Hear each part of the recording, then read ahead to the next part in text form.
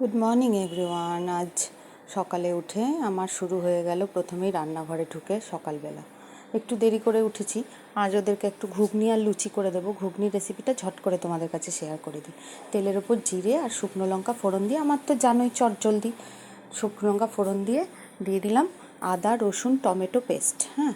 তারপর একটু জিরের গুঁড়ো আর ধনের গুঁড়ো ওতে মিশিয়েছিলাম, দিয়ে চটজলদি একটু ভালো করে কষিয়ে সেদ্ধ করে রাখা মটর আমি ওর মধ্যে ঢেলে দিলাম। সেদ্ধ করে রাখা মটর ভালো করে কষাতে হবে কিন্তু, নাহলে কিন্তু ঘুগনির টেস্টটা আসবে না।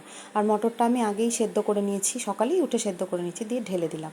ঢেলে ভালো করে একটুখানি নাড়াচাড়া করে বেশ কিছুক্ষণ ফুটিয়ে নেব। তাহলেই রেডি আমার ঘুগনি। দেখো, তোমরা সবাই খুব ভালো করে পুজো কাটাও, আমিও খুব ভালো করে পুজো কাটাচ্ছি। আর কেমন লাগলো চটজলদি রেসিপিটা জানিও। আরও তাড়াতাড়ি আরেকটা ঘুগনির রেসিপি তোমাদের নিয়ে আসছি এই পুজোর মধ্যে। টাটা, সবাই খুব ভালো থেকো, সুস্থ থেকো।